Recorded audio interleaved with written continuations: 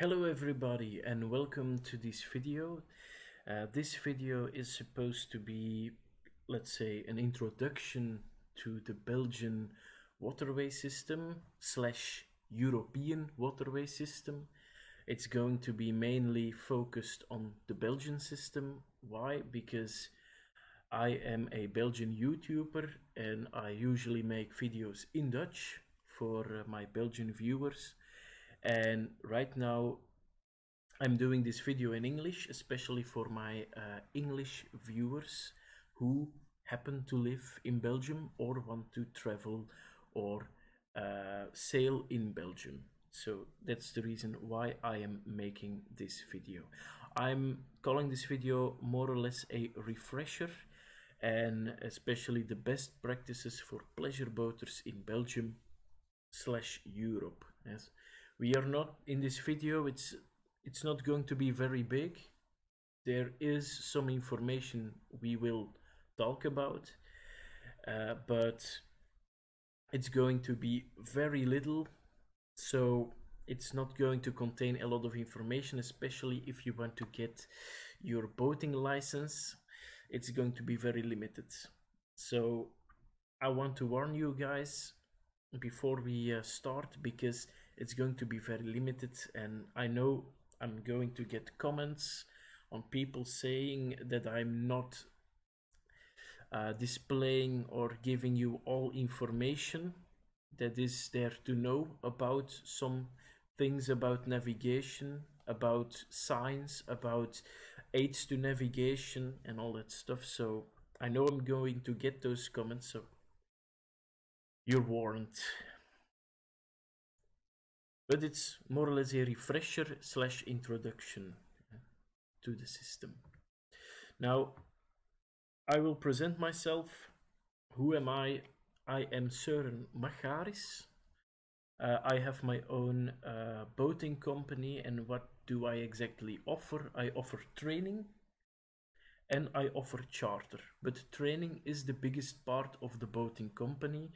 What kind of training do I offer? I offer training for the basic licenses that you can get as a sailor or a pleasure boater, whatever you want to call it.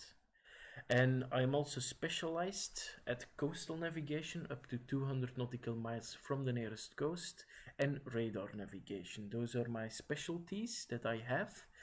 And a very important thing is within the Belgian system. So that means that we are operating today within the so-called Belgian shipping code. That's very important, because this video, this information is especially about working, or in this case, sailing on Belgian ships under the Belgian law. Even though you're going to another country on a Belgian vessel, the most part of the vessel is under Belgian regulations. So that means regarding a license or a radio license, you require the Belgian licensing system, or you need to be in accordance with that system. So this is what I do. Now, why is this a specialty? Because not everyone is capable of teaching or doing commercial activities at sea in Belgium under Belgian regulations, or teach at sea and give coastal navigation. Because there are a couple of licenses that you need, or additional licenses that you require, commercial licenses, before you are allowed to do so. And radar, when using radar in confined water, like on inland waterways, there is a specialty called radar. Radar at sea, it has its hazards, but at sea, wide open area, it's easier than in confined water. So same thing here. Now, the charter that I do is especially on the tidal rivers near Antwerp. Why? Because at sea, chartering at sea, it requires bigger charter boats, especially chartering with with pleasure craft, so that's why I do it on the river, on the tidal rivers near Antwerp. Like the river Scheldt is one of them, the river Ruppel, the Nete, the Deile, the Durme. There are very beautiful rivers. You can compare them to the rivers you can visit in Great Britain, for example, those tidal rivers. So I have a lot of experience on them. I also have a lot of experience out at sea, and today I'm going to present you with a little bit of information. If you want to navigate in these waterways, what do you need to know? Now, the name of my company is Varen met plezier. Varen met plezier, translated to English, means sailing or boating with pleasure. I know it's a Dutch name because I mainly teach in Dutch. There happens to be people in English I train, but especially in Belgium. So normally I don't just travel around the world to teach. It's all confined, it's all limited to Belgium at the moment. And normally I would like to keep it that way. If you would like to train with me, you will probably have to come my way to train. But everything is available. All vessels are available for training and all that stuff. So, okay, so that's what I do, that's who I am. What do I offer for the Belgian or within the Belgian market? Also, that's deliveries, so getting a vessel from another location under Belgian law, getting it back to Belgium, for example, or moving a vessel within Belgian waters. All those stuff, all those things I do. So I also have some experience regarding navigation, and I think it's very important because it's not only teaching, it's not only chartering. What I do are multiple things at the same time, and especially with navigation, moving a boat from one position to the other. It all might sound very easy, but if you know that most of these vessels are not technical 100% in shape, yeah, so a lot of trouble, a lot of safety equipment is required, and a lot of knowledge and training before you can do it safely. Now let's have an overview of this video. First we are going to talk about the new law for pleasure craft. Now there are multiple laws active. For example, every waterway or every waterway system has a main, let's call it the rules of navigation. So the rules of navigation, we are not going to talk about them today. We are going to touch them very shortly, with the idea of informing you about the main rules of the road. Let's call them like that. But we are especially going to have a look at the law specifically made for pleasure craft or Belgian pleasure craft, things you need to know, or the basic things, because we can't go, today we cannot go in detail. We cannot do it, we don't have time for it, but let's say the basics that you need to know that exist, so you can look those things up when you need them. We are also going to talk about the law for the use of marine VHF radios, and we are going to talk about all marine radios, not only VHF. Why have I put the word new in front of it? Because there have been a couple of changes. So we're gonna talk about them. And the last one is, in my opinion, the most interesting one: practical information and rules of the road. The basic rules of the road and practical information. If you're going to navigate in Europe or in Belgium, what do you need to know? Or what are the basic things you want to pass underneath the bridge? There are specific signs hanging on the sides, on the side of these bridges. Okay, what do they mean? Because it all relates to safety. It's to keep you safe as a boater, as a sailor, as a boater, whatever you want to call it. It's to keep you safe, that you don't have an accident. That's the reason why these signs or these aids to navigation exist. Okay, let's see. So the new law for pleasure craft for vessels under Belgian flag.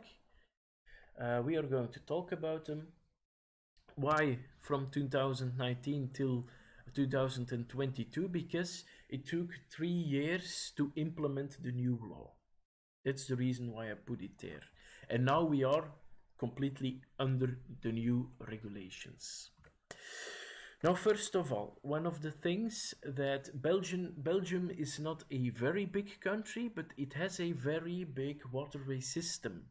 There are many canals and rivers where you can travel. And we have a Belgian coast. It's not very big, but we have quite some extended economical zone of our coast. So it might be interesting to you if you're going to travel here. What do you need to know? And especially for the people who want to travel on our beautiful inland waterways. That's why I'm giving you this information, because it might be very interesting to know. So, navigational areas. The Belgian law has made 8 different navigational areas. Why are these important? These are important for 2 reasons. First of all, these are important for licensing. What captain's license or boating license as an officer do you require in order to be allowed to use that vessel or to navigate that vessel in a certain area? And secondly, and most importantly, it's about equipment. What kind of equipment do I mandatorily need on board? What do I require on board in order to be allowed to sail in this area? That's important. If you hear some noise, I don't know if you can hear it, but please ignore. It's just my cat running around or other people running around in this room. So don't, please ignore that. But it's important. First of all, as I just told you, the licensing, what license do you require as a captain or a officer of a boat? It sounds very official, I know. But what license do you require when you're going to take the wheel? And secondly, and most importantly, what equipment or what minimal list of equipment do you require? And the idea is, the higher the number of the navigational area, the more equipment you must have on board in order to sail the trip. So for example, if you want to cross an ocean on a Belgian vessel, that's no problem, but you need a very big list of equipment.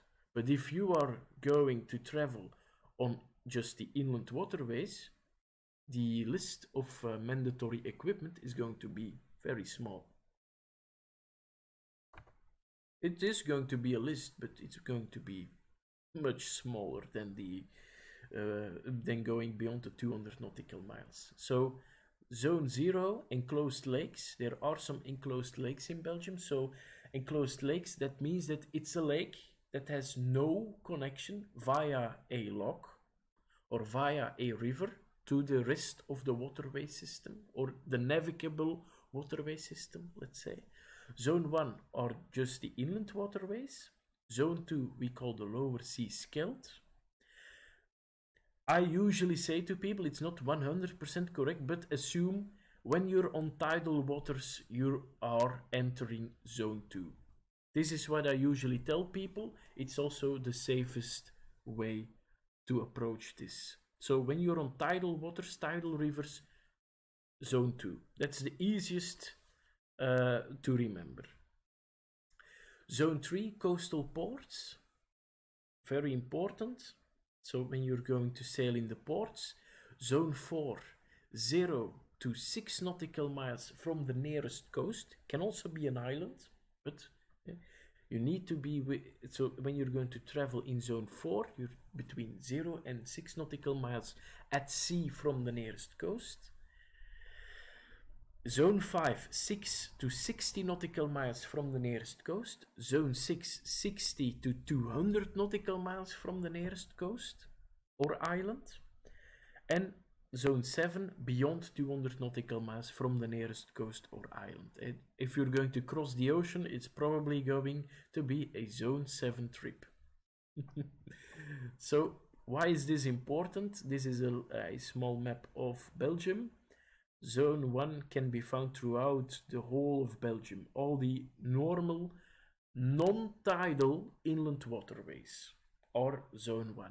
Zone 2 is actually only around Antwerp, where you have the lower sea Scheldt and the tidal rivers.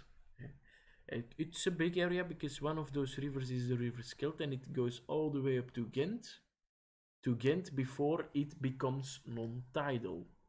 So because there is a lock there, and if you pass the lock, you are on the canals. So that's the difference. Tidal areas are just areas where there is an open connection to the North Sea. So this is what you need to know about navigational areas, because now it's important, because now we have to determine what kind of license do you need. For example, so when is a boating license mandatory? In Belgium, important. This is Belgian law. Why? Because when you go to, for example, France, when you go to Germany, they have, and especially on the inland waterways, they have a different law, and that means that they determine the moment of when you need the license is going to be different. For example, in France, when you go to when you want to sail a vessel, or to sail with a vessel, or to boat with a vessel that has more than 6 horsepower, there you will need a license, for example. So up to 6 horsepower, no problem, no license required, for example, but over 6 horsepower, license is required. In Belgium, it has its own system. And in Belgium, when is it mandatory? If a vessel underway using its engine, so if you have an engine on board and you put that engine into full throttle, and it is capable of reaching a speed over 20 kilometers an hour. So when it can go faster than 20 kilometers an hour by just putting your lever into full throttle, then you will be required a license. Now, it is a very strategic speed, because almost every vessel that can go on a plane goes over 20 kilometers an hour. Almost every vessel. So probably if you want to go fast, you will need a license. So the captain will need a boating license. And all vessels where the length of the hull is over 15 meters, 15 meters, it's quite a length, believe me, will also require a license. So it can happen that you are by law allowed to travel on the Belgian waterway system with a sailboat of 10 to 12 meters long without a license. It's possible. Do I recommend this? Of course not. Especially for the insurance, it is very important that you have a license. But in the theoretical world, yes, it is possible. Okay, now what kind of license do you require? Because if we are using a vessel that is capable of reaching speeds that are higher than 20 kilometers an hour, or the vessel has a length of the hull that is above 50 meters, we require a license. But what kind of license do we need? In Belgium, we have for non-commercial craft 2 different licenses. On the inland waterways, remember, the zones, or what we call right here, the navigational areas. These are zones, zone 0 up to 7, on the previous slide. For zone 1, at least a limited license is required. Now, limited license is especially for the Belgians only. If you're not a Belgian, that's no problem. It is the same license as the International Certificate of Competency Type I. So the Type I is Type Inland. So that means if you want to travel in Zone 1, you at least need Type Inland of the European boat license. Also under the Belgian shipping code, also known as the limited license. When you want to go on the coastal waters, zone 2 till 7, then you will need the general license. Now, general license, again, if you're not Belgian, you might not have a general license, that's no problem. It's also the International Certificate of Competence Type C, coastal. So it's very important, if you want to sail here, get your ICC, get your International Certificate of Competency. Many countries around the world allow you, with your national boating license, to get an international license that is recognized throughout Europe, so you can travel throughout Europe on the European waterway system.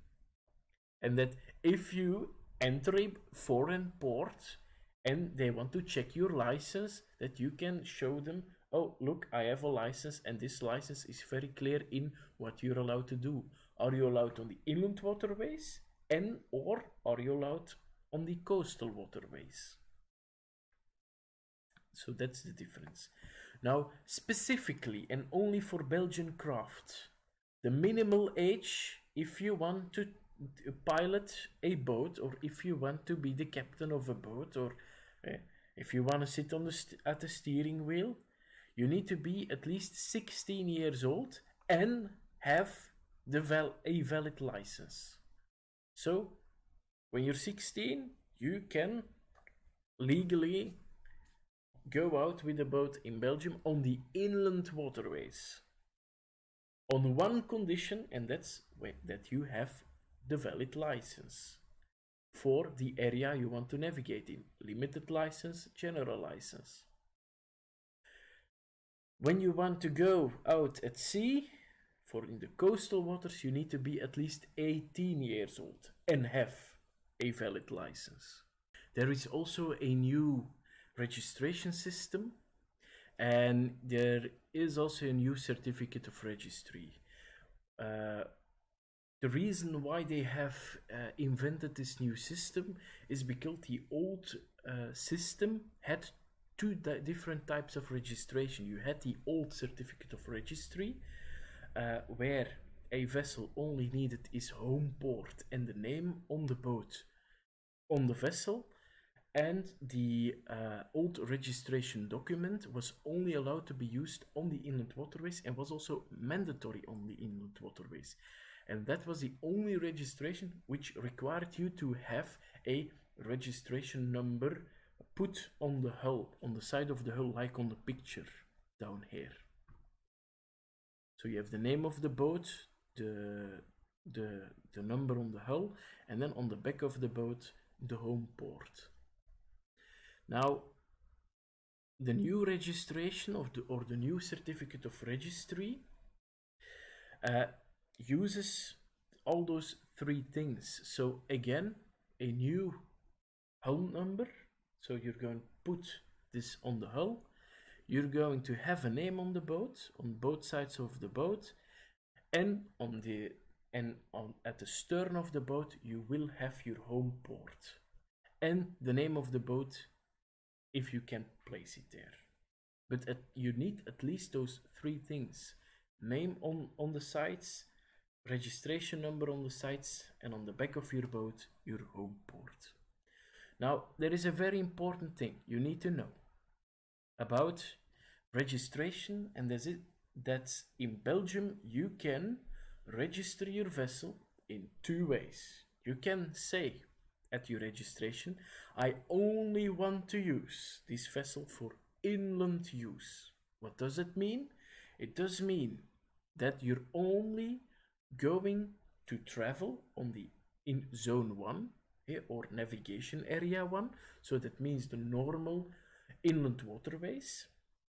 You can go on the tidal rivers, you can go in the coastal ports, but you cannot, and this is important that I tell you, you cannot go out to sea.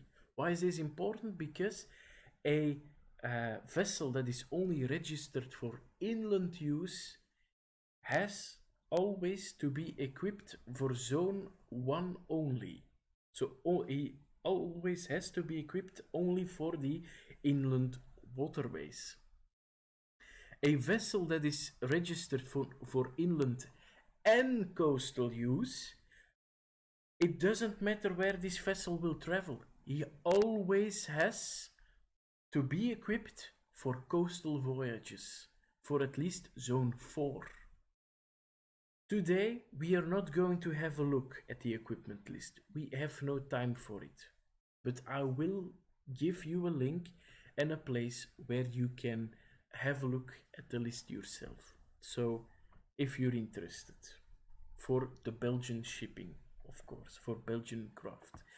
Important, like in other European countries, except the Netherlands, the use of the Dutch, I don't know how to call it in English, I just translated it literally in English. The use of the Dutch fast motorboat registry number that you put on the hull is not allowed to be used outside of the Netherlands. Also, the document called the ICP, the International Certificate for a Pleasure Craft, is also not allowed to be used outside the waters of the Netherlands. Why is this important? Because these two documents do not prove you are the owner of the boat, or the actual owner of the boat is officially the owner of the boat. There is no guarantee. That's why these documents alone cannot be used outside the Netherlands. If you want to use a Dutch registered vessel outside of the Netherlands, it is possible. That's no problem if these documents are accompanied by an official Dutch certificate of registry. And now you can go outside of the Netherlands, with or without that special number on your hull from the Netherlands. So everyone, it's very important. If you register a boat, please register it in your own country, and you have no trouble. And then you will have no trouble at all for traveling in the EU and all that stuff. Especially, for example, if you're from France, please register your boat in France. It's the easiest thing to do. Otherwise, you will get into trouble. Because at that point, you can also not prove that the boat isn't stolen. So imagine if the boat is stolen and they're checking your hull numbers and all that stuff, and your serial numbers of the hull and the engine, and they say, hey, it's stolen. Now you cannot prove that you're not the owner, because there are a lot of people in the Netherlands who buy a boat without an official proof of ownership. So it's very important that you are careful about it. Also, when you buy a boat from the Netherlands, very careful that all papers are there. Included conformity papers. No conformity, no registration. So that's why I am warning everybody, because in the Netherlands you can apply for such a basic registry number. You can just apply for such a basic registry number. Anyone can do it. But it has no value outside of the Netherlands, and that's what you need to understand. If you want to sail in Belgium, no Dutch flag, please. No Dutch flag, unless it is accompanied with a Dutch certificate of registry. So the new equipment list, mandatory for pleasure craft, depends on the registration of the vessel. As I told you, inland use only will have a smaller list of required things that they have to carry. If you're coastal registered, you will require a much bigger list. The Belgian Federal Public Service of Mobility and Transport, they are the people that have all the information you require in order to know what kind of equipment you need and all that stuff. It's their job to give you this information in PDF. So if you're interested in this equipment list, go to their website, the Belgian Federal Public Service of Mobility and Transport. Okay, now I will talk about the new law, or the law regarding the use of marine radios on pleasure craft. This is important because there are a couple of things you need to know when you are going to operate on a Belgian vessel, or you want to operate on the Belgian inland waterway system. Well, first of all, when is the use of a marine VHF radio mandatory? On Belgian craft and on the Belgian inland waterway system, it is mandatory to have a marine VHF radio on all motorboats with a length that is greater than 7 meters. So if the length of your motorboat is greater than 7 meters, you require at least one VHF on board. What kind of VHF it is, you can choose. Do you want it to be portable? Do you want it to be a fixed VHF radio? You can choose. And important, all sailing yachts with a cabin, with a living space inside of it, you also require a VHF on board. You can choose when you're on the inland waterways. Do you want a fixed VHF or a portable one? You can choose. At least one is required on board. I would like to point out that I always use at least two, just for practical reasons, especially when you want to take or you want to use a lock, for example. Because then you can keep watch on one VHF radio, you keep watch of the traffic channel, and the second one you can watch the channel of the lock. And that's very handy, at least in my opinion. Be careful. If your motorboat has a length over 7 meters, or you are using a sailing yacht with a cabin, and you want to go out to sea, now it has to be a fixed VHF radio. On the inland waterways, it was sufficient to have a VHF radio. Portable, fixed, you could choose. But now a fixed radio is required for the vessels that have to comply with this rule. Okay, now we know when we require a marine VHF radio. Now I want to go back one time to the previous slide. This is the situation where you require to have a marine VHF radio. But of course I do recommend, and this is a problem in Belgium at the moment, almost all bridges and all locks are getting a marine VHF radio. And yes, it is possible to look up their phone number, but in reality I really do recommend everyone, especially if you want to sail and you want to sail a distance, like today I want to go to Bruges, tomorrow I want to go to Ghent, for example.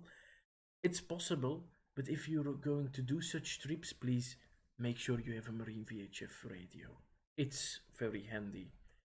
You can do almost everything by radio, and it's just super handy. So even if you're on a small motorboat and you're going to travel some distances, it's interesting.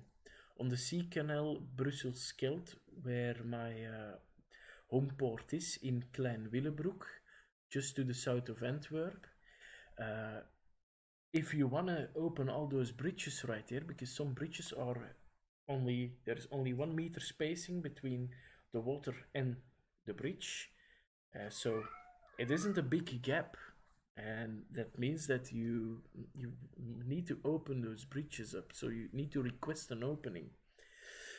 So in order to do that, you need your marine VHF radio, and they don't like to take phone calls anymore, so without the radio you can't open the bridge, so you're stuck. So marine radio, very important. Now there are a couple of things you need to know, because it's not just buying the radio. It's in some countries like the United States, you could almost, let's say, buy a radio, immediately use it.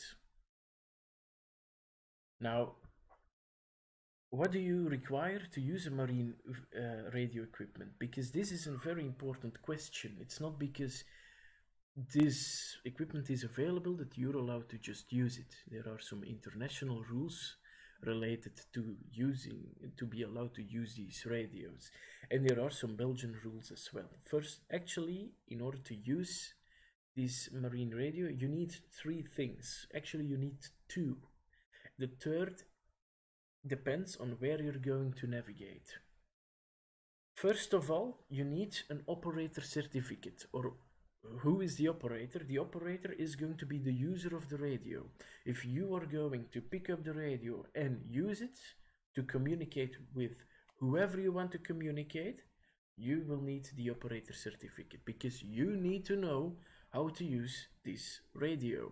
That's the reason why the operator certificate exists.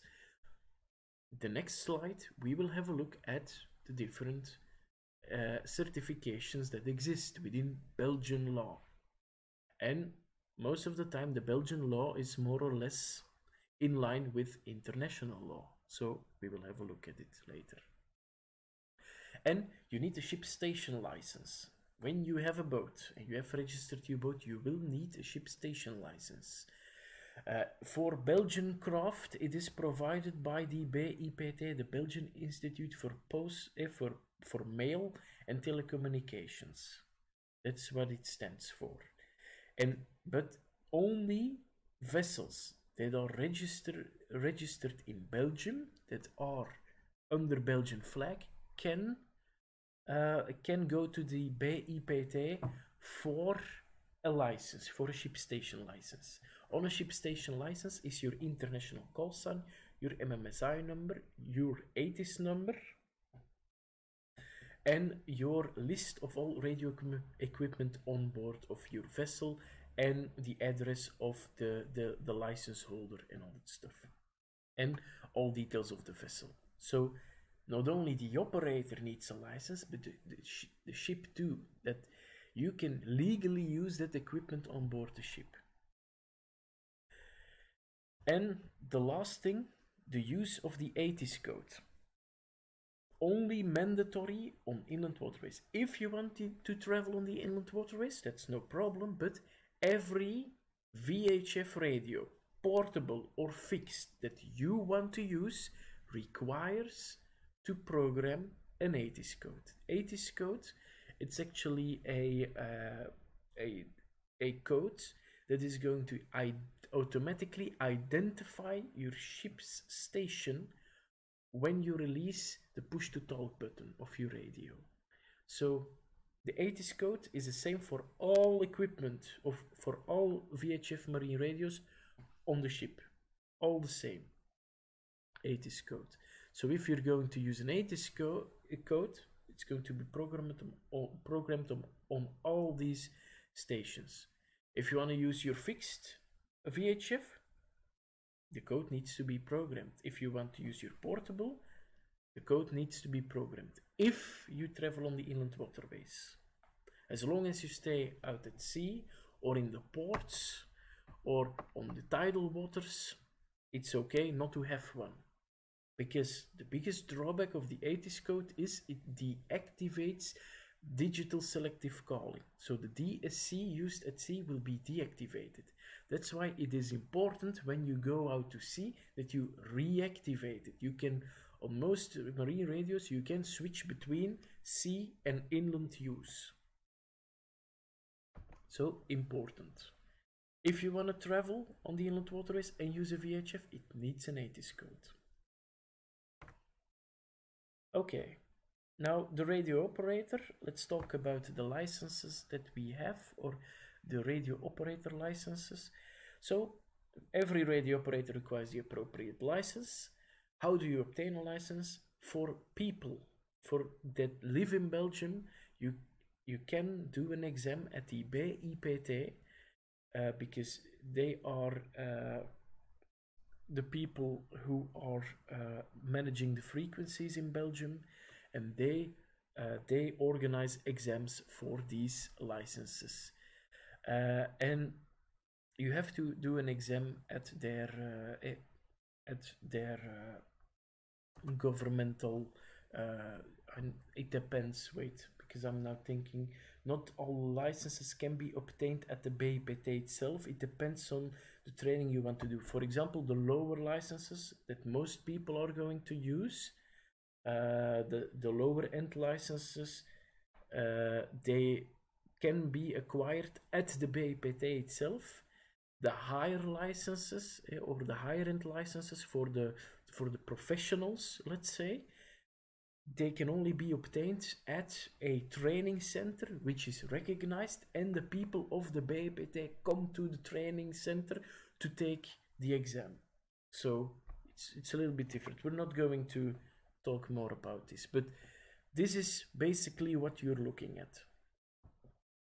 Now let's talk about these licenses. So at the left here we have all technologies that you more or less can use, or all main technologies that are available. Right here in the top we have our licenses that exist. We have the VHF license. We also called it the limited license. We have the SRC, the short range certificate. We have the LRC, the long range certificate. We have the ROC, that's the restricted operator certificate, and this is the GOC, the global or general operators license. These 5 licenses are recognized internationally. The first license, let's talk about this one. The first license, the VHF license, is only internationally recognized within the EU. Why? Because this is a license for inland use, or inland barge use, let's call it like this. Originally this is a license made for inland commercial traffic, but we as pleasure boaters are allowed to use this at sea as well, on one condition: if we use them at sea, when we use them at sea, they want you to use them under the same circumstances as on the inland waterways. It's going to be clearer when I explain. So let's start with the VHF license. This is the easiest license to get. You don't, training is recommended but not mandatory, and you can immediately do your exam at the BIPT. It's the easiest license to get. What does this license allow you to operate? You may operate a fixed VHF marine radio, a portable VHF marine radio, a NAVTX receiver, and an AIS, all classes. So that means that AIS receivers you may use, AIS Class B, Class B AIS. What is Class B AIS compared to Class A? Class A is used on commercial vessels, the big commercial vessels at sea, at sea and the inland waterways. Those have Class A AIS transponders, and Class B is for pleasure craft. That's the easiest difference. The AIS receivers, even some VHF marine radios come with an internal AIS receiver. They pick up the signal of other ships and they will display them on screen for you, but AIS receivers do not send out your own position to the other vessels. Class B AIS does provide the service of also displaying your name, position, MMSI number and information on to other vessels. So AIS is a transponder, but that's the difference. If you want to know more about AIS, please follow a course. We have a course for this as well. At the moment it's in Dutch, but maybe in the future we might make it in English as well. But Dutch is at the moment our main focus. Now, there is a very important thing I want you to notice. All GMDSS equipment part of the Global Maritime Distress and Safety System is, except the NAVTEX receiver, is not allowed to be used with a VHF certificate. VHF training is not about GMDSS equipment.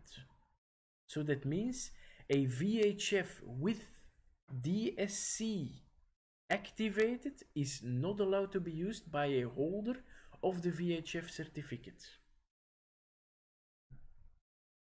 Very important. You may go out to sea with a VHF license, but the station you're going to use can, when you press, never do this unless in an emergency, but when you press the red distress button, it's not allowed to work. So that means that the MMSI number cannot be programmed in a station used by a holder of the VHF license. Want to know more? Follow a course. If you live in the UK, follow a course about VHF in the UK. In the UK, you're probably going immediately to the second license, the SRC, the Short Range Certificate. With the Short Range Certificate, you can use, with this license, you are allowed to use VHF with DSC marine radios. With the first license, it is not allowed. Why? Because you're not trained to use it. What if there is a problem? What if there is a beacon malfunctioning? All those things are in the second training. Most people who go out to sea are going for the second license, the SRC, the Short Range Certificate. Why?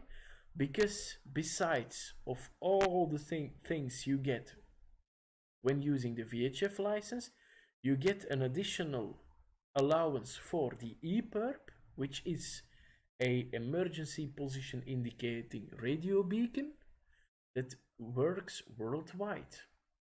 You can use a SART beacon that is going to aid during search and rescue operation when you're in the life raft, for example, and they need to find you by radar. A SART will help locate you by radar. And this is important. Now with the SRC you can use DSC, so that's very handy. You can use digital selective calling. So if you're a person who usually go out to sea and you're like, I want to use this extra security equipment, especially when going beyond line of sight with the Coast Guard, you definitely at least want to have the SRC. The third license is there are not a lot of places where you can train anymore, or a lot of possibilities to do the exam for the LRC, the long range certificate. But it's still in the law, and that means that we have to talk about it, because it's possible that a lot of people in Belgium, on Belgian ships, can have this license. And at the moment, as I understand it, the BIPT is relaunching the LRC. At least they have done so in their exam, in their exam regulations. So there is a regulation within there for their exams that exists, where everything you need to know about it is inside, is put inside. So a training agency knows what they need to know in order to pass the exam. Okay, now the LRC, if you're a holder of the LRC, or will be a future holder of the LRC, what kinds of equipment does it allow you to use? It allows you to use all the same equipment as the short range certificate, and an additional use of the MF-HF marine radio. So the marine radios used for long distance. That's why they call it the long range certificate. And it also allows the use of SATCOM-C system. So the Inmarsat-C system is allowed to be used by an LRC holder. Now it's very important, before we continue, the SRC and LRC, in regards of the VHF DSC marine radio, they are limited to DSC Class D devices. So these are the marine radios with DSC used on pleasure craft. Why? They are not allowed to operate a DSC radio for commercial use. We also call it DSC Class A. Not allowed to use it because the DSC Class A has functions that an operator with an SRC or LRC are not allowed to use. So important. Class D is the highest class a holder of these two certifications can operate. And again, Inmarsat-C is the only satellite communication system you're allowed to operate. You're only trained for Inmarsat-C. Other systems like Inmarsat, all the other Inmarsat systems like Fleet 1 and Iridium GMDSS is only allowed to be used by a holder of the General Operator Certificate. Now, the two last ones, I'm not really going to talk about it in this video. Know that they exist. These are the certifications for commercial use. If you're interested in commercially using a craft at sea, then with pleasure craft or with a pleasure craft or just a large vessel, these are the two certificates you need to look into.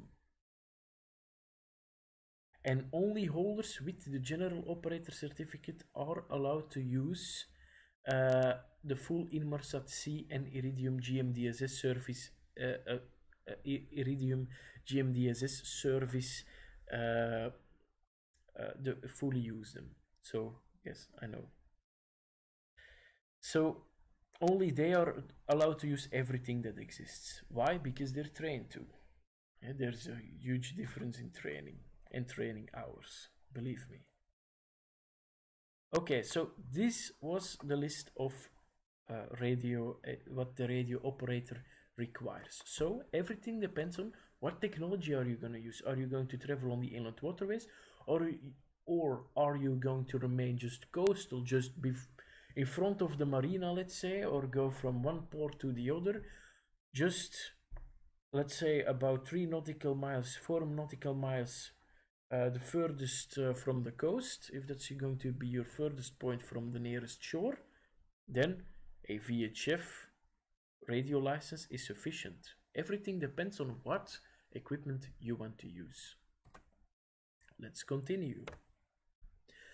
Know that there is a new VDES implementation. What does it mean? There is, from the International Telecommunication Union, there has been a change of plans for the current frequencies in regards of the marine VHF frequencies. Why is it important? Because that means that you might now have a marine VHF that you're using that you're not allowed to use anymore, or where certain frequencies are not allowed to be used anymore. What does it mean exactly?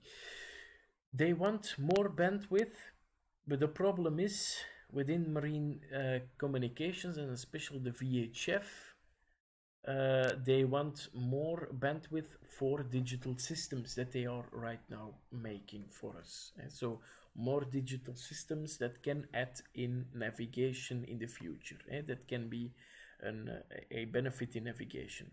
You know, in order to develop those systems, they require more bandwidth to send and receive these digital signals. So the result is some channels and or frequencies that are on a marine radio need to be blocked or need to be changed so that radio telephony, what does it mean? Voice communication cannot happen on those frequencies. Because when you have a digital signal and you have a voice signal, that so-called analog voice signal can completely outmatch the digital signal, and that means that this digital information is lost. It's gone.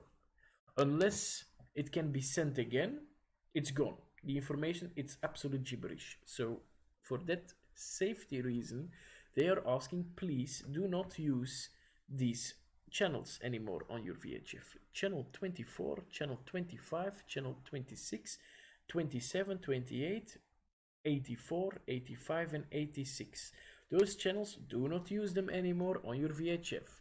The best thing you can do is get that VHF radio to a dealer, and the dealer is going to block those channels so that you cannot by accident use those. That's all I'm gonna say in this video. If you need more information, look it up, because there is more to it, but this is basic. Now, practical changes you have to know about that are maybe interesting. If you're going to travel at sea, Ostend radio, I know it's Ostende Radio in Dutch, because the official name is Ostende Radio, the Coast Guard. So Ostend Radio is switching from channel 27 to channel 7. So that means that if they are going to transmit weather reports and the maritime safety information, it's probably going to be transmitted on channel 7. Now, before they transmit on channel 7, they will do a short call on channel 16 or channel 16, or how you want to call it, so that everyone who is interested in these weather reports and maritime safety information can switch to channel 7 to hear it. Secondly, Ostend Radio will only transmit urgent messages on channel 10 on the inland waterways. Imagine there is an accident on one of the inland waterways. Ostend Radio is going to transmit this urgent message that, for example, a waterway is temporarily blocked. I'm sorry, whoa, that was a little, oh, my tongue, it's a tongue twister. But okay, they are going to transmit this on channel 10. Channel 10, I hear you. Yes, when you travel on the inland waterways, channel 16 is not used. Channel 10 is when there is no local channel or traffic channel determined. Channel 10 is the standard working channel for all inland navigational traffic. So that's your first ship-to-ship channel. If you need to contact another vessel, that vessel should keep watch on channel 10 on the inland waterways. So when you travel on the inland waterways, channel 10 is your friend, everybody. Unless, and this is important, unless on the chart that you have or on the waterway it says very clearly that another channel is used as temporarily in that area the navigational channel. And the third interesting thing, channel 31 is the new channel for marinas in Belgium. Now, be careful. Again, it's not because channel 31, it's a very special channel, because most radios do not have channel 31. Channel 31 is also the marina channel in the Netherlands. But not all marine radios come with channel 31. So important, if you want to travel here, it might be a good idea to activate channel 31, or let your dealer of your marine radio activate channel 31 on your VHF. Very interesting. So that may be an interesting thing to do. Now, why do I say be careful? Well, very important, because not today, when I'm making this video, not all marinas switched to channel 31. Just saying. What does this mean then exactly? Because now I see people are already panicking. What does this mean? That means that when tomorrow imagine when there is a marina applying for a radio channel so that a pleasure craft can contact a marina in order to obtain a berth, the channel they will be granted will probably be channel 31. So that means that it's possible that the marina you're going to contact tomorrow on your trip is probably going to be channel 31. So if you want to contact them by radio, channel 31 is your friend. Look on the map, everybody, because not all channels have been changed to 31. For example, at this moment in Newport in Belgium, on the Belgium coast, it's not changed to channel 31. So there are still other working channels depending on what marina you require. And it's put on signs so it's clearly visible for which marina you need which channel. And it depends on what chart you take, but on the chart normally it's marked also. So important, plan your trip, have a look in the almanac, have a look on the chart before you contact a marina. And let's be honest, on most inland waterways, very few marinas have channel 31 as or have a channel at all. So many marinas are only accessible by phone because it's not permanently staffed. So very important to know that. Here I have a couple of signs regarding VHF communications. Might be interesting to talk about these. And why? Because these are signs you're probably going to encounter. You're going to encounter a lot more signs than these ones, but especially for VHF communication, these are the only signs or the only types of signs you're going to encounter. So what does this mean? How can you recognize these? These are the signs. This is the channel number. So the big number is the channel number that you have to switch to on your VHF. And the letters VHF under here, they mean that you have probably to do something with your VHF. Now, okay, there are different signs, as you can see. Let's talk about the right one, the blue one. What does this mean? A blue background and white letters. What does it mean exactly?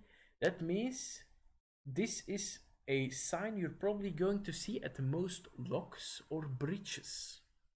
What does it mean? This is an informational sign. If you want to use this bridge or this lock, the place to be is channel 68. That's what you have to tune to use this lock or bridge. And sometimes underneath this sign there is a white sign added to it with information who you are going to contact. For example, if it's a marina, then there might be on the sign marina. Interesting information. The left sign is more interesting because the left sign, the edge is red and a white background. That means you are required to switch to channel 68 past the sign. And it also means you have to contact someone. And who are you going to contact? Probably a traffic center, a VTS channel. So, and most of the time there is going to be a white sign underneath with some black letters on it that are going to explain who you have to contact. For example, if they say traffic Zemst, I'm just saying a name of probably a VTS channel, and then you will probably have to say traffic Zemst, this is sailing yacht sea salt. So that's the purpose. Contact traffic Zemst, for example. So the left one is mandatory. You have to switch and you have to let someone know that you're there. The right one is a suggestion. So this suggests, please go, if you want to make use of this, please go to this channel. The middle one we don't see this a lot in Belgium. Sometimes in the rest of the EU. That means end of the VTS area, please switch back to channel 10 automatically. So end of the traffic zone or the VTS area, please turn back to channel 10. Okay, let's continue.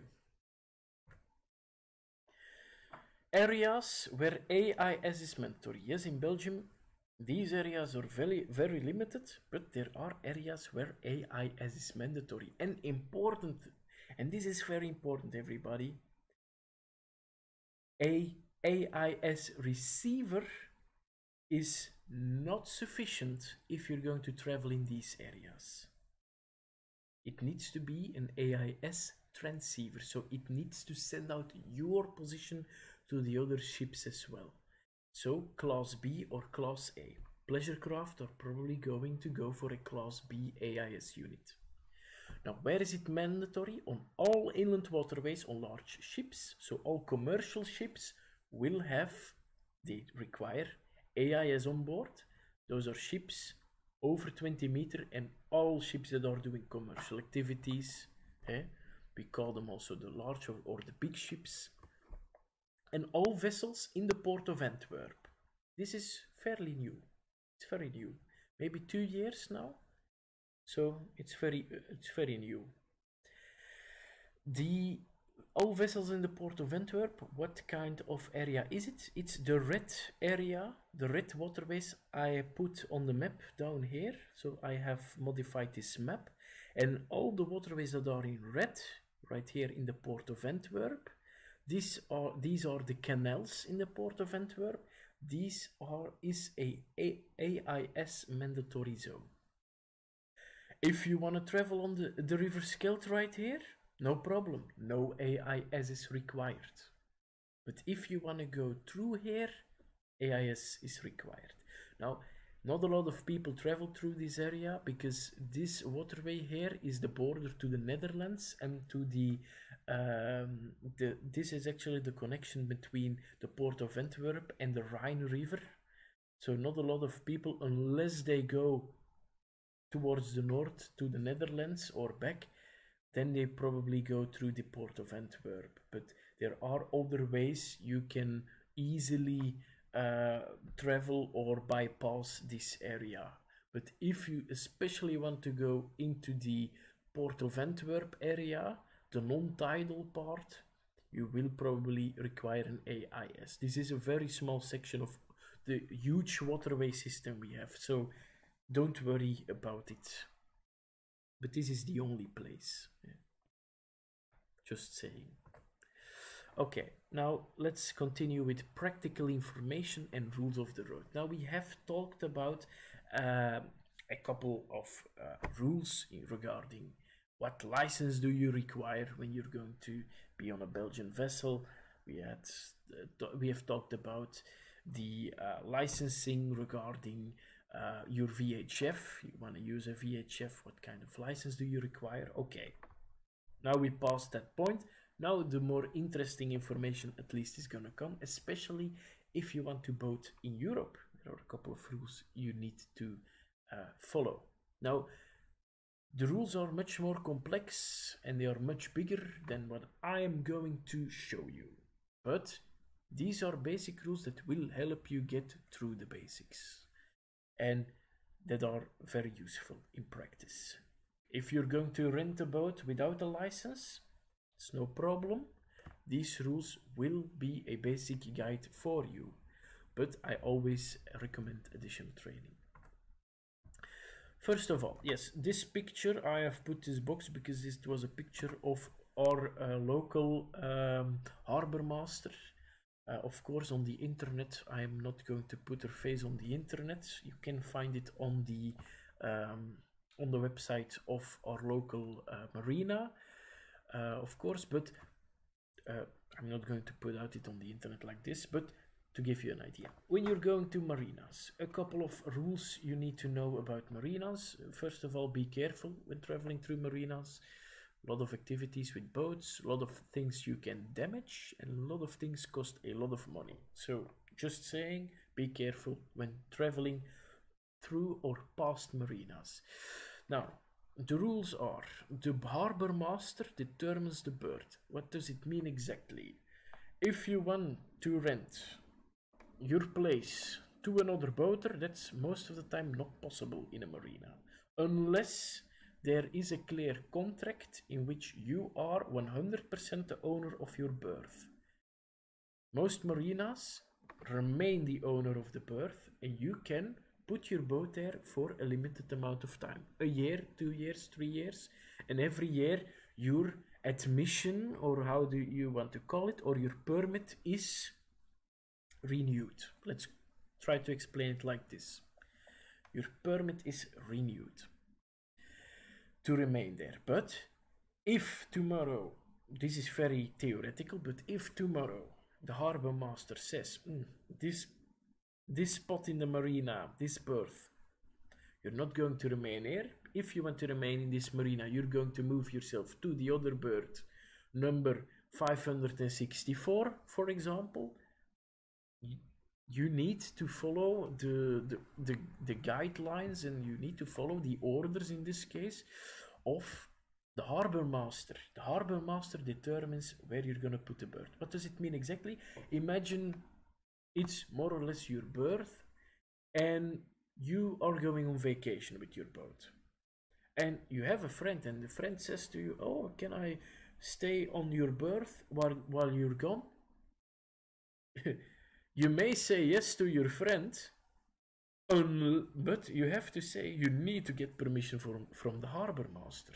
Because at the end of the day, it's going to be the harbor master that is going to determine who is going to get that berth, even temporarily.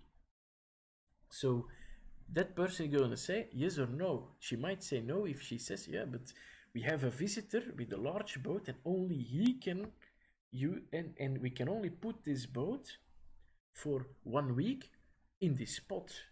All the other spots are taken. So we require that berth for the temporary visit of a visitor, while you are gone. So it's very important to respect the harbor master. Now, insurance is mandatory. What kind of insurance do you require? The normal insurance, and this is important, salvage. Don't forget salvage.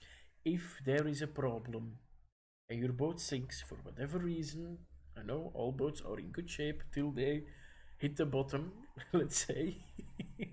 That's what I usually say to people, till they hit the bottom, until they sink. They are always in great condition till they sink. So you need salvage. Be careful with insurance and salvage, and make sure your boat is in great shape, because otherwise, even then, the insurance company can say, hey, we require you to maintain your vessel. You didn't do that. Sorry, we cannot give you the insurance or give you the full insurance. So important maintenance, and make sure you have an insurance. No insurance, you cannot enter a port. It's very simple. You cannot enter a port. You cannot do anything without insurance. So very important.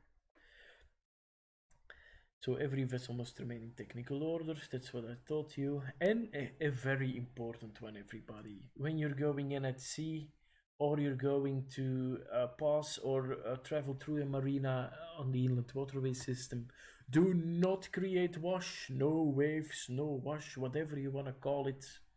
No wake. I don't care what you want to call it.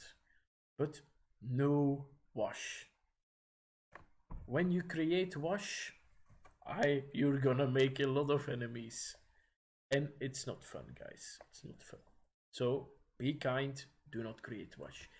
Indicators that specifically state do not create wash is this sign, for example, or a vessel that has a flag or a sign or lights where the top is red and the bottom is white. That's an indicator. A flag, it can be a flag, it can be a sign, can be anything, can be lights like on the right side here. That indicates do not create wash near me. Those are signs. And of course in marinas, even though, or when you're passing a marina, even though the sign is even though the sign right here is not present, you're not allowed to create wash. So, marinas, please, less speed, please. Look behind your boat. If you see a little waves, and you see that those waves are impacting the shore, slow down. Very important.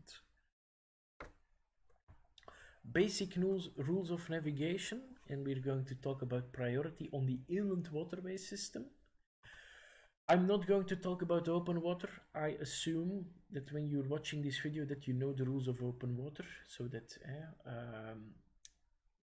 who gives way, all motorized craft give way at sailboats and all that stuff, you know, in open water how it works.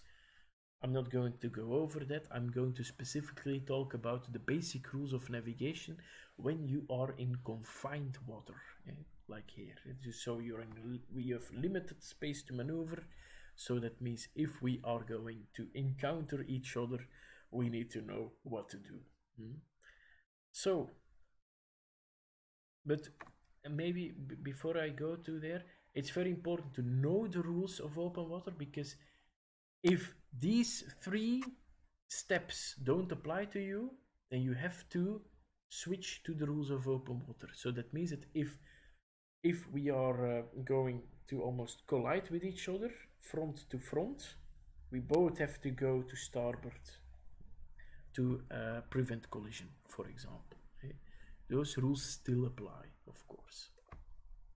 But in confined water, there are a couple of things that are added to the list and that have a certain form of priority. So I call this the rule of 3, or the priority rule of 3, whatever you want to call it. Why? Because there is like we see here, it's a list that has a starting point and an end point, and you always start on top. So the first question, so you have to ask 3 questions. Question number 1. Is my vessel remaining starboard? That means that we are holding on the right side of, or the starboard side of the waterway, as safely as possible. It also depends on the depth. Depending, are we on the right side of the waterway? If we are on the right side of the waterway, then we go to question 2. And that means that if I am on the right side of the waterway, and the other person who I'm in collision with, who I'm on collision course with, is also on the right side of the waterway, or the starboard side of the waterway, or how you want to call it. Well, then we need to move to question 2. Who's a big ship or commercial ship, and who's a small ship?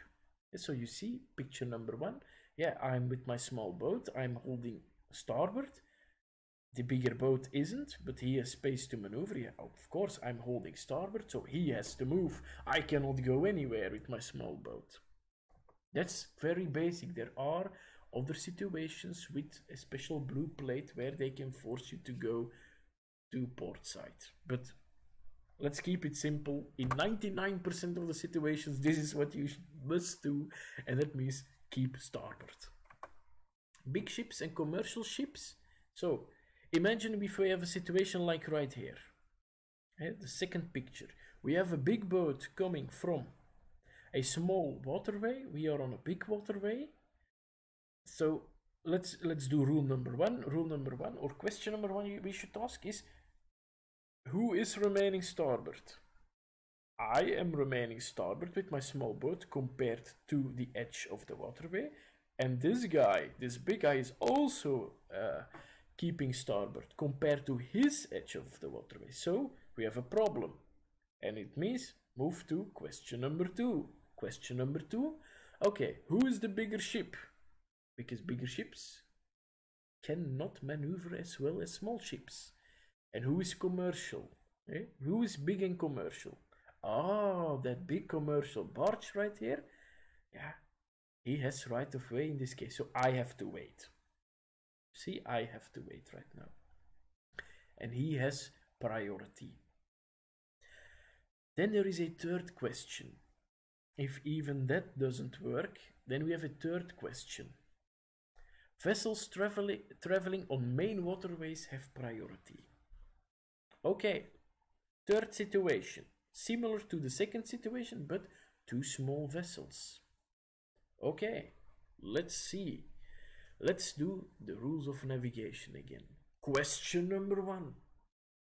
Who is keeping to the right side of the canal or to the starboard side of the canal? Well, I imagine this being me. I am keeping to the right side of the canal, and this guy who's coming out of the smaller waterway or river is also keeping to the right side of the canal. Interesting. So, question number 1 cannot solve my problem, or cannot give me an answer to my problem, so I have to move to question 2. Who is the big and commercial ship, and who is not? We are both two pleasure craft, so question number 2 again cannot answer my question, because we're both small ships. Then we have to move to question number 3, and question number 3 means vessels traveling on main waterways have priority. Look, I'm on a much bigger waterway than the other guy, and there are signs that also can indicate it if necessary. But I'm clearly on a bigger waterway, so I have right of way. Imagine if we would be in a situation where even this doesn't work, or that it cannot clearly give an answer, then we have to go to the rules of open water. Just saying. So these are 3 simple questions you can ask. You have to follow this path. You have to start with question 1, then go to question 2, go to question 3. Not in the opposite direction, because then you will have an incident. Okay, narrow fairways. This is very interesting. The same rules can be applied to narrow fairways. So narrow fairways, it's very interesting to talk about. What is the definition is, first of all, what is a narrow fairway? Narrow fairway is a fairway where 2 vessels cannot pass each other at the same time.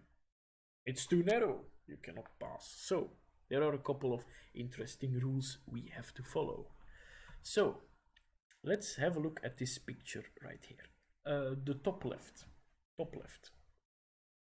The top left picture, we are there is a big boat on the left and there is a small boat on the right. We are the small boat. Now, why is he yielding the small boat? Well, let's do our rules again. Questions again, or how you want to call it. Question number 1. Who is maintaining starboard? Well, the small boat compared to the passage that we both have to go through is keeping starboard. This big boat compared to the passage we have to both go through is also keeping starboard. Compared to that little passage, because that's the main fairway. So is also keeping starboard. So problem, question number 1 isn't going to be an answer to our question. So we have to go to question number 2. Who's the bigger boat? Who's commercial and big? Okay, it's this guy right here, the big boat. So small boat has to yield, the big boat has priority. Okay, let's go to the right, top right. Okay, top right. Again, similar situation. We are the right boat and we want to go through. Okay, let's go. Why is this guy yielding? Okay, let's see. Question number 1. Who is keeping starboard? Same situation as the left picture. Both compared to the fairway, which is in between these pieces of land, is the main fairway. Compared to the main fairway, both vessels are keeping starboard. That's it. Question number 1 cannot answer our situation, cannot give us an answer to our situation. So let's move on to question number 2. Question number 2, what does it say? Question number 2, Who's the bigger boat? Boat vessels or pleasure craft. So, who's the bigger boat now? No one. Same size. So, we have to move to question number 3. And what does question number 3 say? No, question number 3 is, who is traveling in the main fairway and who is coming from not a main fairway? I am following the opening is at my side, so I am technically in the main fairway, and the other guy here is coming from down here, from his main fairway and coming down here because the fairway is wider here. So actually the main is on my side, so I have right of way because I have to remain starboard. So that's the reason why this happens. Okay? Now, if you want to know more, get training. There is only one occasion where all this stuff doesn't really count, or all this stuff isn't important, and that's with current. If you have current, the vessel who is going with the flow always has priority, because the vessel that is going with the flow cannot stop easily. A vessel against flow can more easily stop. That's the only reason why, basically. Dus when there is a current, if there is no current, all the other rules apply. Maybe this is interesting to talk about this one. And these are all vessels that are limited, they have a limited ability to maneuver. And that also means that you have to give them right of way, or whatever you want to call it. You have to yield for these vessels. You have to go out the way for these vessels. So you have to move. You have to respect that these vessels do not have an easy time maneuvering. This vessel with the ball, the bicone and the ball, that means that this vessel has limited maneuverability. The only thing you need to know is you have to go out of the way. This vessel with this cylinder that he's carrying somewhere in one of his masts, or whatever you want to call it, or in his conning tower, or whatever you want to call it, this cylinder means that he has limited depth. That means that he has a great draft, and because of the draft, his depth is limited, so he has to remain in the deepest part of the fairway. So, with other words, go out of the way for this guy. The vessel right here with the two balls, it means he is not maneuverable, like the picture right here. That means go out of the way for this guy. This guy has priority, he cannot maneuver for you. And this is unique because all these three are also known at sea. They are also used at sea, but this one not. This is a special one. And that's actually a vessel carrying at the bow of the ship, very clearly carrying a red pennant.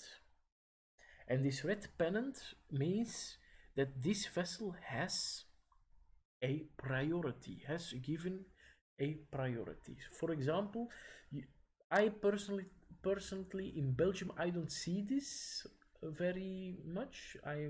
To be honest, have never seen this being used. But in a foreign country like France, I have seen it on a lake, Lac d'Annecy, the Lake Annecy. I have seen this, and this was carried by all passenger ships on the lake. Just to clarify to everyone who was boating, be careful. This passenger ship has priority over everyone else. You have to, you cannot put this on your boat legally. You need to have special permission to put this on your boat, this red pennant. But that's the only place where I have seen this on the inland waterways. Again, these are things like the red pennant are things that are only used on the inland waterways. But if you encounter it, now you know what it means. Safe passage, maybe also interesting. In inland commercial vessels, even on coastal voyages, are allowed by law to carry their signs of inland waters. Why it is that way? Because they are equipped with all signs and all stuff for the inland waters, so it would be stupid to give them a double set of everything only used at sea, because it costs money and all that stuff. Anyway, this is about safe passage. Let's start on the top left right here. The top left is a very interesting, a special situation because it has a double message. The first message it is telling us is, remember from a couple of slides before, when you have a flag or a sign red above white, it means no wake. That's exactly what it says here. First of all, is this vessel telling us no wake? Because yeah, he has a little issue. Let's call it like this, a little issue. And in combination with the red sign or flag on the other side, it tells us at the side where the red and white flag, or in this case sign, is used, that's the safe side. That's the side where it is safe to pass. The red side is the dangerous side. That's the side where we cannot pass him safely. The same on the top right, in the top right corner. In the top right corner, they are using, in the top right corner, they are using on the left side a ball, a red ball in this case, and on the right side here, they are using a bicone, two bicones. The side of the bicones is always the safe side. So the green side, the side of the bicones, is the safe side. The side where the ball or the balls are hanging, it's the bad side. It's the dangerous side. So that means only the side where the bicones are visible is the safe side. The same here. This boat is probably doing some works on the bottom left. Is probably working on something. Well, both sides in this case are safe. You can pass safely on both sides. That's what this vessel is telling us. So they are working, but both sides are safe. There is no obstruction underwater that we can't see. The picture here has the same situation. You have the side of the bicones and you have the side of the ball. Right here we are on the good side. That's the side of the bicones. Bicones, good. Ball or balls, bad. This is something that most people should know from their coastal training. A similar system is used at sea. This, again, same rules. The side of the bicones is the safe side. The side of the balls, bad. Danger. So it is being used. And again, ball, bicone. Ball means limited maneuverability. So you see, ships can carry multiple, and this is something most people will know, ships can carry multiple signs at the same time. This is maybe interesting, locks and weirs. If you want to go through a lock or you have to go through a weir, it has some lights. It might be interesting to know what those lights mean. When a lock, let's talk about a lock first. When a lock displays red, that means, I always tell people, red is dead, so do not enter the lock, even though the doors of the lock are opened. Because most of the times when the doors of the lock are opening and the lights are still on red, that means that there's probably going to be some traffic leaving the lock. So you don't want to encounter traffic in the other direction when entering a lock. When a lock displays red and green simultaneously, that means that the doors of the lock are opening and that you should prepare yourself to enter the lock. So, and why is it important? Because most of the time the red and green simultaneously is only used when there are no vessels coming out of the lock. Because after the lock doors are completely opened, you can immediately after that, normally the lock will immediately turn to green. The lock lights. When they are green, you can pass. Then we have two special situations down here.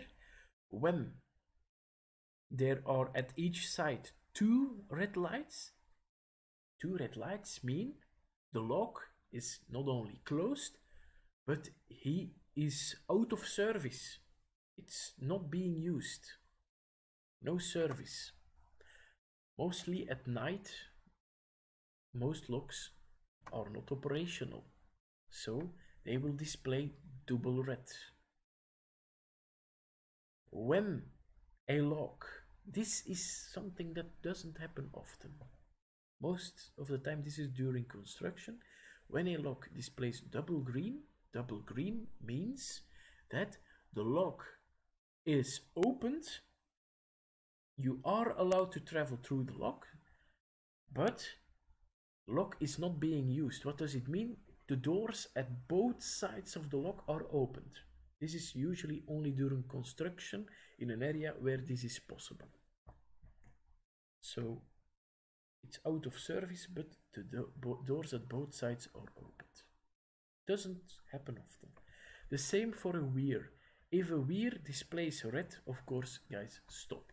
Stop, because there is some obstruction underwater that you might not see, and if you collide with it, you're in big trouble. So only wait till a weir is green. This is another interesting one, and this is something you encounter a lot in Europe. It's a very simple system, in my opinion at least, but it's a very helpful safety system. Let's start on the right, top right corner. We see this at the top right and the bottom right. What does this mean, this information? What does this mean? When you have, I call them sometimes arrows, but I don't know how to call them, honestly, but this, when it's put on a bridge, it means that you are required to remain in between these markings. That means that the safe navigation area is between these markings. When these markings are green, it means it is recommended to remain between the marks.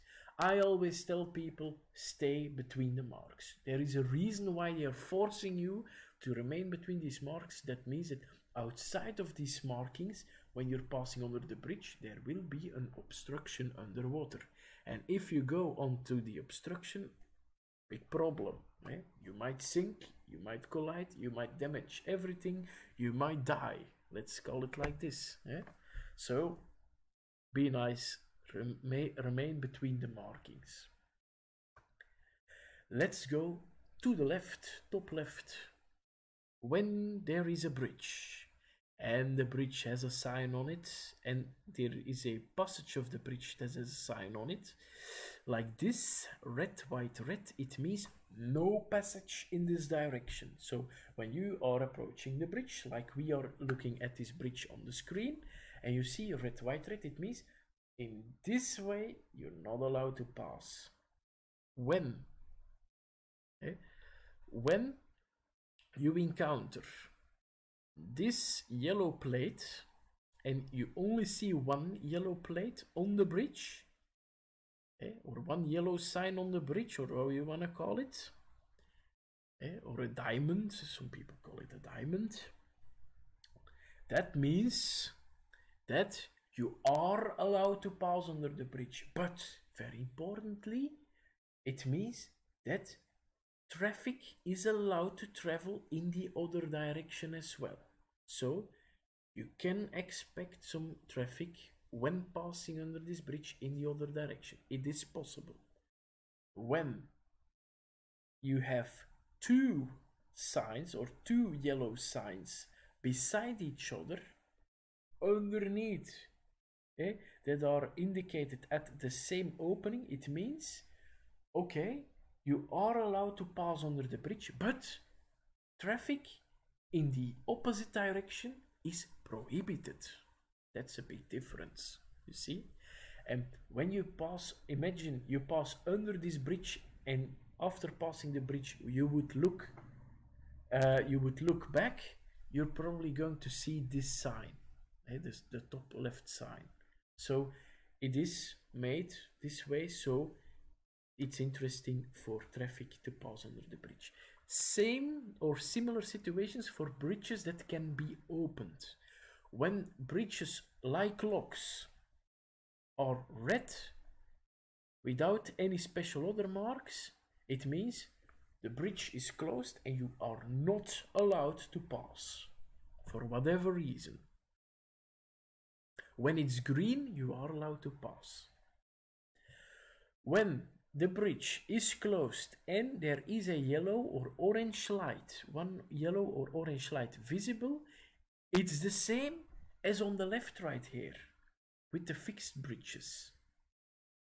And it means the bridge is closed. It can be operated, so you can call them. It is closed. You can call them to open up the bridge. But if you fit under the bridge, you may pass. And one yellow light or orange light is telling us you can pass, but be careful. Traffic is allowed to travel in the opposite direction as well. Same as the one yellow sign under the fixed bridges. Now it's one yellow light. Same concept. Same here. Two yellow lights, one direction. So opposite traffic is prohibited. When a bridge like a lock, same thing here, displays red and green at the same time, it means the bridge is going to open and you're probably going to get green light in your direction first. A bridge like a lock, like we saw here, can also have double red and double green. Same rules apply. Double red means the bridge is closed and is not being operated. When you have double green, means the bridge is not being operated, but it remains open. Another thing we have to talk about is traveling at high speed, especially on the inland waterways. Important, this is only for small craft only, so that means big ships have other rules. If you have a speedboat, for example, and you want to go fast on the inland waterways, there is to know not everywhere can it be done, because not all inland waterways are good for high speed traveling, or high speed boating or sailing, or however you want to call it. Very important, because most shores aren't very well defended against wake and wash. So it depends on the shore and on the place you're doing it. So when can you travel on high speed on the inland waterways? That's very simple. It is only allowed in an area indicated by the right sign, and this sign is displayed on the bottom right corner of the screen. It's this sign right here. This sign is telling all small craft, if you want to travel at high speed in this area, you are allowed to. There's also an opposite sign with a red with a red line through the sign that is going to tell here ends the area where you can travel at high speed. What is important to know, every waterway has its own speed limit for slow navigation. Why is this important? Because you are only allowed to go faster than this so-called speed limit if you're in an area, if you're traveling with a small craft, in an area where this sign is put. So when you pass the sign, you're entering the high speed navigation area. So you're only allowed to go faster than the speed limit when in an area when you pass this sign. Important, a list of all speed limits in Flanders, if you want to travel in Flanders, is available on the website of the Vlaamse Waterweg NV. That's the Flemish Waterway NV. Also the website visuris, visuris.be. That's where you have to go to, and then you can put it in English also. I thought, yes, you can put it in English somewhere, and then you can try and find somewhere the speed limits. But important, if you want to go fast at sea, no problem. The big rivers like the River Scheldt, also no problem. But once you go on the small rivers and the canals, big problem. You really have to look where you can do it and where not. Water skiing and other similar activities like towing a toy, for example, same thing. It's only allowed in the area indicated by the right sign. This sign is universal. This sign means water skiing and pulling a toy at the same time. It's universal. So I'm just telling you, it's universal. So this means you are now entering an area where it is allowed to pull a person water skiing and to pull a toy. Okay. What is important, only allowed in this area, a second person needs to be on board with at least an age of 15 years old. And what does this person has to do? This person has to monitor the towing. So you need to be with at least 2 people in the boat in order to tow safely. One person who is watching the tow and the other person who is behind the wheel piloting the vessel, who is driving the vessel. So that if there is a problem in the tow, the spotter in this case, the person who is monitoring, can tell the captain, hey captain, there is a problem. So that the captain can concentrate on navigating between all the other vessels and navigating the waterway safely without looking back all the time with the risk of colliding with something. That's the reason why. Another thing that might be important to know, towing a person or toy does not grant you extra priority. So be careful again. In Belgium, it is not required to have special signs or flags on your boat to indicate that you are towing a toy. Countries like France do require you to have an indicator that you're pulling someone or something in the water. Again, this depends from country to country. Normally within the European Code of Navigation, it isn't required. But France, for example, has chosen to require it. Just saying, do your research if you want to go somewhere. I can only give you the basics. Beacons for navigation, same beacons as out at sea. When you're out at sea, you have red buoys, green buoys. Again, in this area, we are using IALA A, and SIGNI, that's the signalization for the inland waterways. Those systems are actually very similar, and same thing applies here with the buoys. Same thing. So if you have red markers, green markers, the green markers will lead you to the upstream. The red markers will lead you towards the sea. Important is the safe zone is between the green and the red markers. That's the main fairway. That's the safe fairway that is guaranteed to be the deepest. You can also have shore markers. In Belgium, they are very well placed.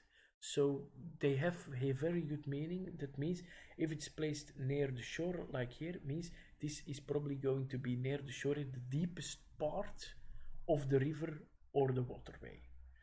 In the Netherlands, be careful with it. Always prioritize floating aids of navigation. Floating aids of navigation have, in my opinion, a priority over beacons that are static, put near land or on land. But in Belgium, it's very well placed. So when there is a beacon like this, it means The deepest part will probably be like right here in the neighborhood. Just saying.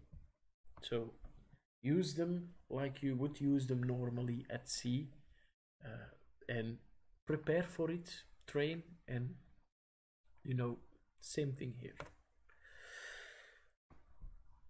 Something I want to say is navigating tidal rivers. If you want to navigate on tidal rivers, the sea, the tidal rivers, the river Scheldt, you are welcome.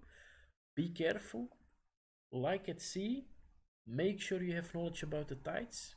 Make sure you have an almanac with the tides so that you know what's going to happen. These tidal rivers, the water level tends to change 5 to 6 meters every 6 hours. So 5 to 6 meters. It also depends on do we have high tide, low tide? I mean, basic tides. It depends on a lot. Are we in the springs? Are we in the neaps? All that stuff. So it's very important that you should have an almanac with the tides when you're going to travel here. Get charts. There are a lot of shallow areas. A lot of shallow waters, especially around low tide, so you need to know where you're going. Just saying, get charts. There are even charts freely available if you require. And use a depth gauge, especially around low tide. There are some people not using a depth gauge. Listen, if you're at high tide, I know there are moments where you have 9 to 10 meters under the boat, but at low tide, depending on where you go, it's almost nothing. Because you have 5 to 6 meter difference between high and low tide. So, my opinion at least, important. If you're going onto tidal rivers, make sure you equip yourself the same as coastal waters. That's my opinion about it. If you want to travel at night, no problem. You are allowed to travel at night, but make sure you have the proper navigation lights on your vessel. And plan your trip and make sure you have the right equipment for night travels. Why do I also say plan your trip? Not only to know where you're going and to know all the navigational aids, but especially at night, past 10 p.m., not all locks are operational during the night. So it can happen that you are traveling up the river Scheldt and that you tell me, oh yes, let's go to Klein Willebroek, where Søren has its boat, cool marina, and it's night and you're traveling upstream because the trip went longer than you expected, and you're coming here to the lock of Klein Willebroek, and then you're baffled because, oh no, the lock is closed. The lock isn't operational. Yeah, many locks aren't operational at night. Then you will have to go around to the sea lock, which is operational 24/7. But also, it has some drawbacks. It has some positives, it has some drawbacks. So you need to plan your trip. You need to know at what time you can travel and all that stuff. And this is one of the last slides that I want to talk about to you guys. Make sure, and this is, you need to be careful about this, you might need rights to navigation or a so-called permit to travel on these waterways if you come with your own boat. When you were navigating on the inland waterways, except tidal waters, on tidal waters in Belgium, you never need a permit to be there. So, I'm just saying, but when you pass the lock or want to pass the lock to the canals, you need a permit or rights to navigation, as we call it. This can be just bought easily online at this website if you're interested. You can look at the prices and all that stuff. So then you can book for your stay. You can actually buy a permit. All information can be found there. Be careful, the site I'm giving here is only for Flanders. If you want to travel in Wallonia, they have another kind of permit. At the moment, it's actually free as well, but there are a couple of things you need to do and know before you can travel there, because you will need to get some for example, a voyage number and all that stuff. So there are a couple of things you need to make sure before you go there that you have. So it's not very, if you don't have your permit, there you need to apply for one, and that's a little struggle because there are a couple of steps that you need to do. But once you have the permit, you can just do whatever you want. You just have to follow those basic rules for that permit, but you can just travel like you want to travel. Okay? In Flanders, you buy the permit and you get access to navigation. And every lock you pass, every bridge you pass, they will check that you have the permit. So don't even think about doing it without the permit, because they will check. They will say, give us the registration number on the permit, please. So just saying. Okay, so that was it. I hope you learned something and that you got your information that you required for safely navigating. Of course, most people require more training, but if this video was something you wanted to get basic idea of, for example, the Belgian boating system and let's say the basic rules of the road, then this was, I think, a good video for you, and I hope you enjoyed it. I'm not used to making videos in English. I'm also not sure that I'm going to do this in the future. But if you want to contact me, especially for training in Belgium in English, you can go to this place on my website. I'm going to put this in the description as well, www.varenmetplezier.be/training. At the moment there aren't many training modules available, or the easiest thing is that you can just contact me if you need to contact me for training in Belgium at training@varenmetplezier.be. So that way I know it's only English. The English trainees go there to the same place. Or if you want to do a charter near Antwerp, I also have permission to moor up at the main Yeti in Antwerp. So that's no problem. If you want a charter here, you want to book a little charter, no problem, for just 1, 2 hours, 3 hours, depending on what you want, of course. So that's charter@varenmetplezier.be. But I wish you good luck and happy boating, and it's time for me to end this video. I'll see you next time.